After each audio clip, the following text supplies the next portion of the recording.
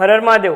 આપ સૌમાં રહેલા શિવ તત્વને મારા વંદન। મિત્રો, હું છું આપ સૌનો પ્રિય આચાર્ય સંકેત શુક્લ અને આજના વિડીયોમાં આપણે ચર્ચા કરશું કે મેષ રાશિના તમામ જાતકો જુલાઈ 2026 તમારા માટે ટ્વિસ્ટ અને ટર્ન લઈને આવી રહ્યો છે। કારણ કે આ મહિનામાં ફાઇનાન્શિયલ બાબતે હોય, હેલ્થના પર્સપેક્ટિવથી હોય, જોબ પ્રમોશન કે પછી તમારા વર્કપ્લેસ બાબતે પણ ક્યાંક ને ક્યાંક ચેન્જીસ દેખાઈ રહ્યા છે। પરંતુ આ મહિનામાં તમારા દ્વારા એક ખોટું ડિસિઝન પૂરેપૂરું રિઝલ્ટ ચેન્જ કરી શકે છે। તેથી વિડીયોના અંત સુધી જરૂરથી બને રહેજો।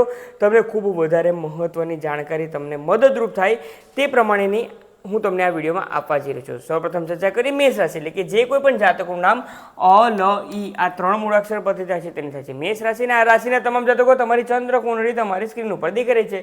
મંગળ દેવતા તમારી રાશિના સ્વામી સેકન્ડ હાઉસમાં, સૂર્ય દેવતા થર્ડ, બુધ ગુરુ શુક્ર 3 શુભ ગ્રહોની યુતિ જન્મપત્રિકાના ચતુર્થ સ્થાનમાં શુભ સ્થાનમાં, કેતુ દેવતા પંચમ સ્થાનમાં, રાહુ દેવતા 11મે અને શનિ દેવતા 12મે। આ મહિનામાં રાશિ પરિવર્તન થવાના છે, પરંતુ બે વધારે મહત્વ રાશિ પરિવર્તન વક્રી ગ્રહો ખૂબ વધારે મહત્વનો ભાગ ભજવવાના છે। એટલે કે શનિ દેવતા 23 જુલાઈના રોજ વક્રત્વ અવસ્થામાં આવવાની શરૂઆત કરશે અને 27 જુલાઈની આસપાસના દિવસોમાં તે પ્રોપરલી વક્રી ગતિ કરતા થઈ જવાના છે, કારણ કે તે ખૂબ ધીમી ચાલતા હોય છે। અને 7 જુલાઈના રોજ બુધ દેવતા કર્ક રાશિમાં જ વક્રી અવસ્થામાં આવશે અને તે વક્રી અવસ્થામાં જ મિથુન રાશિમાં આવી જશે 24 જુલાઈના રોજ। એટલે કે વક્રી અવસ્થામાં રાશિ પરિવર્તન કરશે તો તમે જ વિચાર કરો કે તેમની ઉલટી ચાલ કેટલું જીવનમાં ચેન્જીસ લાવી શકે છે તે। તો સર્વપ્રથમ ચર્ચા કરીએ તમારા સ્વાસ્થ્ય બાબતે। તમે જોશો તો તમારી રાશિના સ્વામી મંગળ દેવતા વિરાજમાન છે જન્મપત્રિકાના સેકન્ડ હાઉસમાં। સેકન્ડ હાઉસ રિપ્રેઝન્ટ કરે છે તમારી ફેમિલીને, તમારા ખાનપાનને, તમારી વાણીને, સૌથી વધારે મહત્વપૂર્ણ ધનને રિપ્રેઝન્ટ કરે છે। એટલે કે આ મહિના દરમિયાન તમારી ફેમિલી પાછળ કે પછી ધન અર્જિત કરવામાં, ધન કમાવામાં, પૈસા ભેગા કરવામાં તમે એટલા બધા દોડી શકો છો, એટલું બધું તમે કામ કરી રહ્યા છો, એક્સ્ટ્રા અવર્સ કહો કે પછી એક્સ્ટ્રા વર્ક તમે તે કામ કરી રહ્યા છો, તમારા પર બર્ડન પણ તે પ્રમાણે આવી રહ્યું છે, જેના કારણે તમારી હેલ્થનું તમે કોમ્પ્રોમાઇઝ કરી રહ્યા છો ને તે ક્લિયરલી આ મહિનામાં જણાઈ રહ્યું છે। એટલે સર્વપ્રથમ તો જો હું તમને કહું તો આ મહિનામાં હેલ્થ બાબતે ગળાને લગતી તકલીફ, આંખોને લગતી તકલીફ, દાંતને લગતી તકલીફ અને હેડેકની તકલીફ ખૂબ વધારે રહી શકે છે। આ મહિનામાં શક્ય બને તેટલું સ્ટ્રેસ ઓછો લેશો તેટલું તમારા માટે સારું છે। એક મહિનામાં કંઈ વધારે બગડી નથી જવાનું।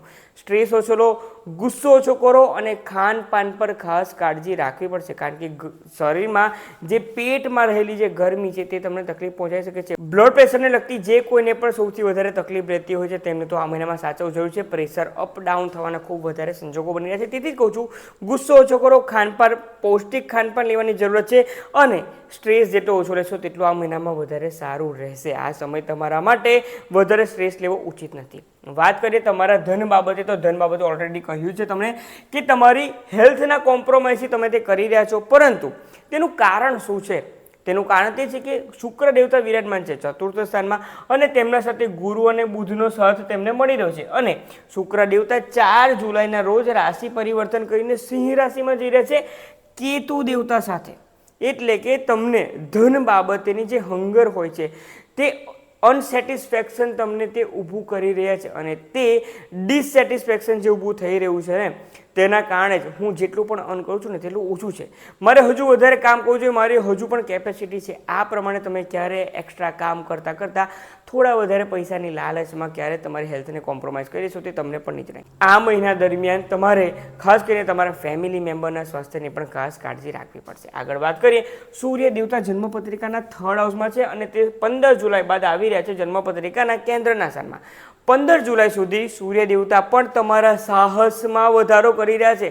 હવે તમે જોશો મંગળ દેવતા, શુક્ર દેવતા, સૂર્ય દેવતા તમામ ગ્રહો તમને ક્યાંક ને ક્યાંક લાલચ આપી રહ્યા છે કે જો બેટા અત્યારે મહેનત કરી, અત્યારે સાહસ કર્યું ને તો તમને ખૂબ વધારે વળતર પણ મળશે, પરંતુ કયા પ્રમાણે તે તમારી હેલ્થના કોમ્પ્રોમાઇઝ, હેલ્થના ભોગે, શરીરના ભોગે તમારે તે મેળવવું પડશે। તેથી ખૂબ વધારે પણ લાલચું બનવાની જરૂર નથી। હા, તમારે કોઈક સાહસિક ડિસિઝન લેવા હોય, જોબ ચેન્જ કરવી હોય, ઇન્ટરવ્યૂ ફેસ કરવા હોય તો તમારા માટે આ સમય ઉત્તમ બનીને રહેવાનો છે, પરંતુ તે પણ તમારે કાળજી તો ખાસ રાખવી પડશે જ।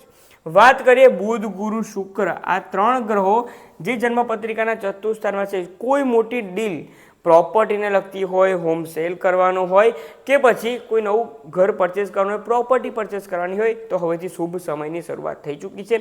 ગુરુ દેવતા પણ જન્મપત્રિકાના ચતુર્થ સ્થાનમાં જે જૂન મહિનામાં આવે છે, ક્યાંક ને ક્યાંક તમારા ઘરને રિનોવેટ કરવું, ઘરને ખૂબ સારું કરવું, તે તમામ વસ્તુની જૂન મહિનાથી શરૂઆત થઈ ગઈ હશે અને નવું ઘર પણ પરચેસ કરવું છે. આ પ્રમાણે ઘરને લગતી, પ્રોપર્ટીને લગતી કે પછી કોઈ પણ આ પ્રમાણેના લક્ઝરિયસ એસેટને લગતી તમારા માઇન્ડમાં થોટ પ્રોસેસ ચાલુ થઈ ગઈ હશે, તે પણ તમે અનુભવ્યું હશે.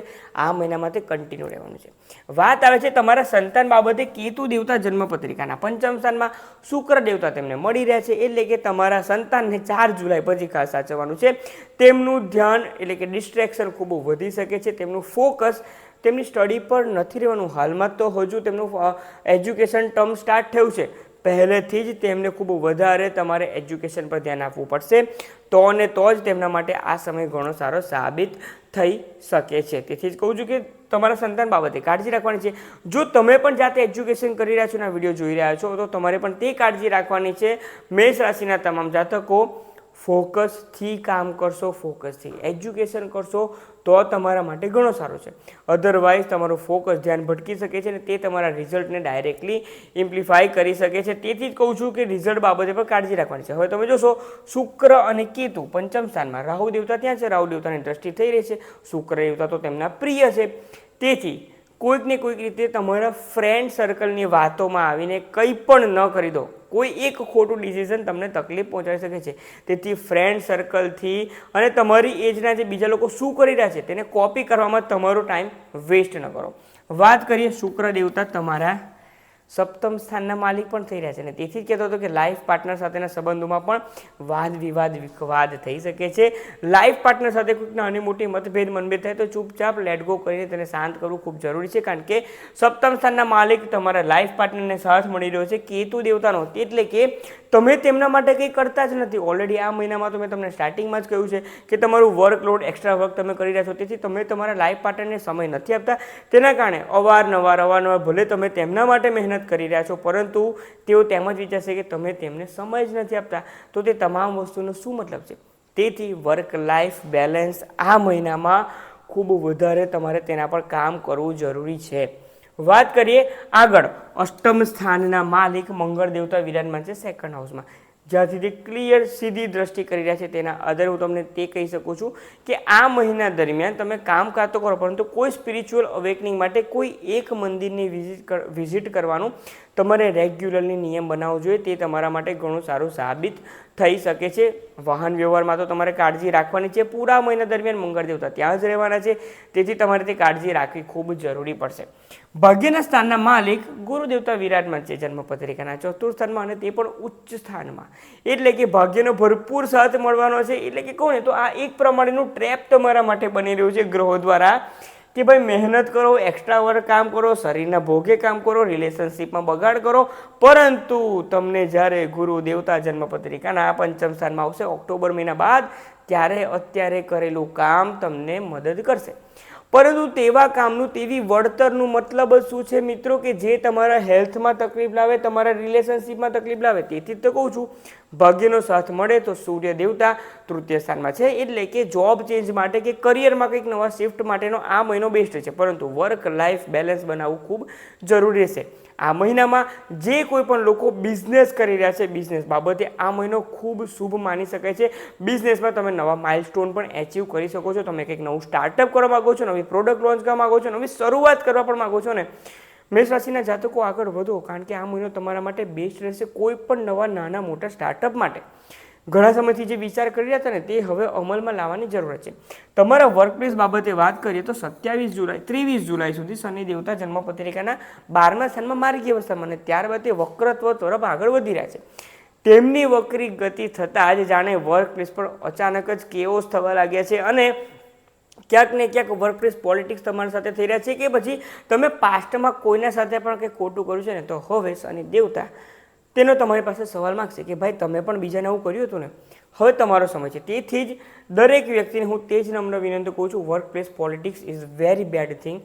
કોઈએ પણ કોઈના સાથે ન કરવી જોઈએ, હું તો તમને તે જ કહી રહ્યો છું. તેથી આ બાબતે મેષ રાશિના જાતકો જુલાઈ મહિનાના મિડ પાર્ટ બાદનો જે સમય છે તે તમારા વર્કપ્લેસ પર તમને થોડીક વધારે તકલીફ ઊભું કરી રહ્યું છે તેવું જણાવ્યું છે. તેથી જ કહું છું કે જો જોબની નવી તક મળે ને તો તેના માટે પ્રયત્ન જરૂરથી કરવા જોઈએ.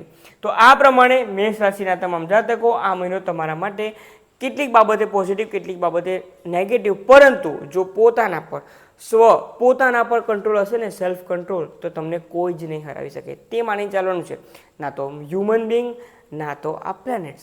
હવે તે પ્લેનેટ્સ પર કંટ્રોલ માટે શું કરવાનું છે, તેના માટે ખાસ ઉપાય તે છે, તમે દેશમાં હોવ કે વિદેશમાં હોવ, તમારે ફક્ત અને ફક્ત દરરોજ સવારે 1 લોટામાં સ્વચ્છ જળ લેવાનું છે. તેમાં થોડા ચોખા, ઘઉં, ગોળ અને પીળી સરસવ, 4 વસ્તુ ભેગું કરો.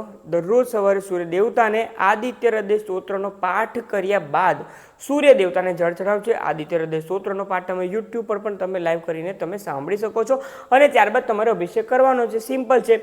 અને બીજો ઉપાય જો હું તમને કહું તો સૂર્ય દેવતાને તમે આ કરો છો, તેના સાથે સાથે દરરોજ સવારે અડધો કપ દૂધમાં થોડા ચોખા ભેગા કરો અને થોડા કાળા તલ ભેગા કરો. આ 2 વસ્તુ ભેગા કરીને મહાદેવ પર અભિષેક કરો. જો તમે વિદેશમાં છો તો તમે તમારા ઘરે જ આ ઉપાય પણ કરી શકો છો, જેના કારણે જે કંઈ ગ્રહોનું ટ્રેપ તમારા માટે બની રહ્યું છે ને, તેમાં ક્યાંક ને ક્યાંક તમે તેના પર વિજય પ્રાપ્ત કરી રહ્યા છો, એટલે તેમના વાતે તમે આગળ વધીને તમારી હાનિ નથી કરી રહ્યા. તો જો આ માહિતી પસંદ આવી તો તમામ મેષ રાશિના ફ્રેન્ડ્સ અને ફેમિલી ગ્રુપના જાતકોને શેર કરવામાં મને મદદ કરો. આપ સૌમાં રહેલા શિવ તત્વને મારા વંદન. ઓમ નમઃ શિવાય.